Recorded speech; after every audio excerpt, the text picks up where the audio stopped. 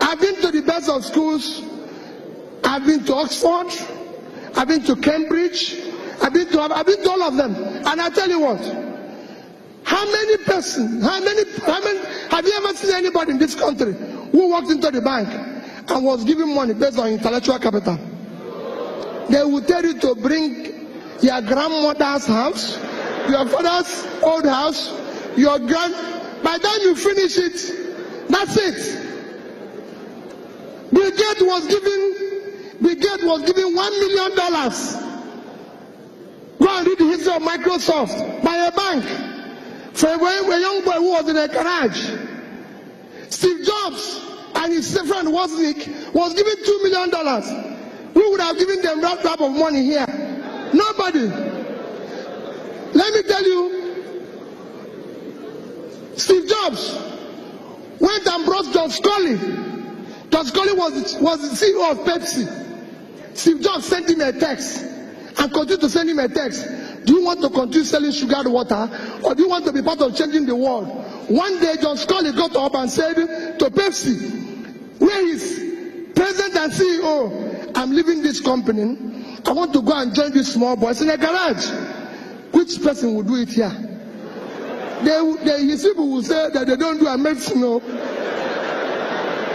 Nobody will do it. That's what we have.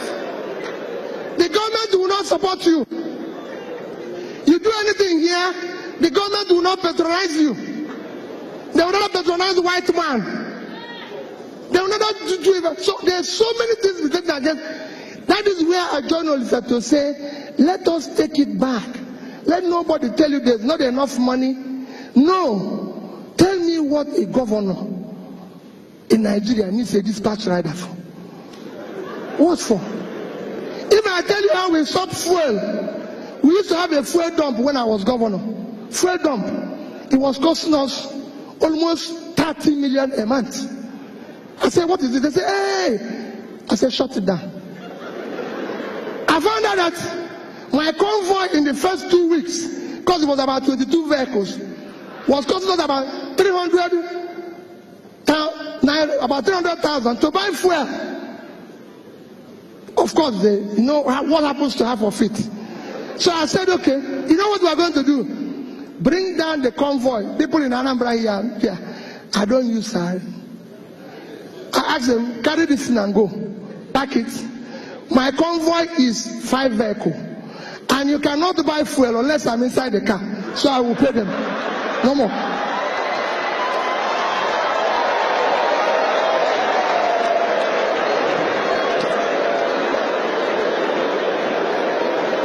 People will say, hey, wait a minute. I'm telling the youths that are here, it is your future that they are toying with. I have children, I have kids. I have 2 lovely children that are graduates. Somebody told me yesterday, just yesterday, he said to me, my friend Chida, we were going somewhere, and I was telling him about the text my daughter sent to me. I wish I read that type of text to you and you will understand. And somebody said to me, oh, I saw your son going to, that one was in Vietnam. He was going to run somewhere. He said he's going for interview for job. Peter, can't you give him a job? Peter, can't you do this? The boy doesn't even have, I said, none of my children have car. I was the only person who is governor and bank chairman, not to them. Nobody elected them one. They have to look for a job. They have to do what they need to do. Take back your country. This country belongs to you. It is your future that they are toying with. You must take it back from them. It is not your country. And you must take it back from them. And how will you take it back from them? How will you take it back from them? When they invite you, go to your local government and ask the local government chairman who receives 100 million naira every month. What does he do with it? He will tell you no problem, yet he's buying new Jeep. This is somebody who has never seen car in his life. He now uses Jeep. His wife has become first lady of the local government. You go everywhere, a convoy will pass you.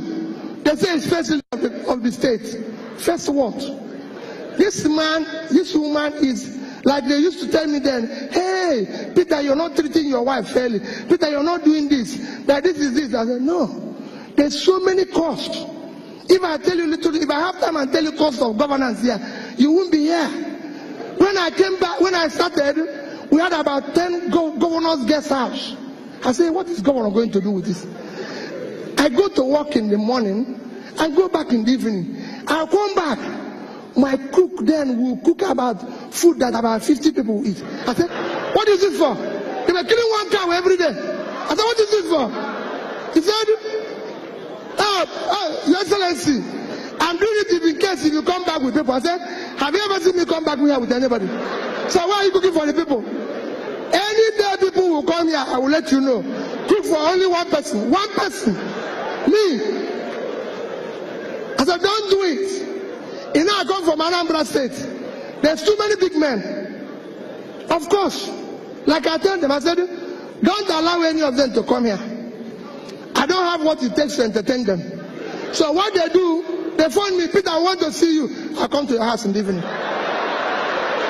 So I go to his house, because there he will bring his champagne, eat his fabulous food, and at times when I'm going, they will give me some to take back. Goodbye.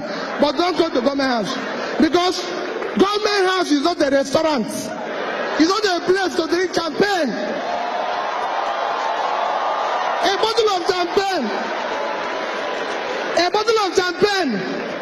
A bottle of champagne today costs about 400,000, 500,000. That is salary of 20 people at 20,000.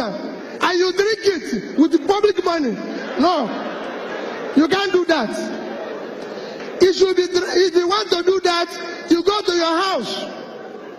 So I said to them, no, this is government money. We brought down the cost of feeding governor.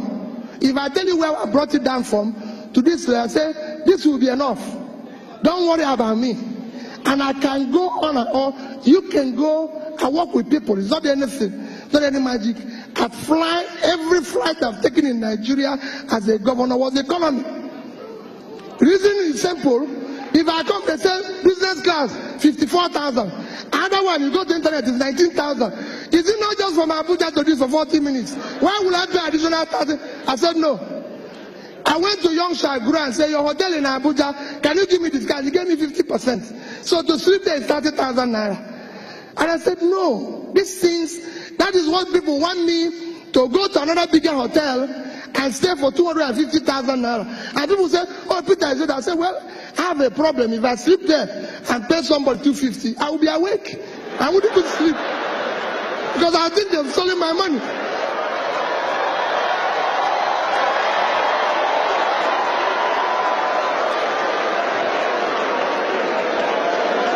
Because I would think they have stolen my money.